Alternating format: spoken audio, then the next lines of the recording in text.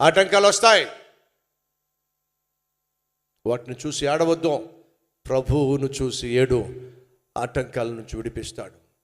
అనుకున్నది జరగదు, ఈ లోకంలో ఎవరికీ జరగదు, నీకొక్కడికే కాదు.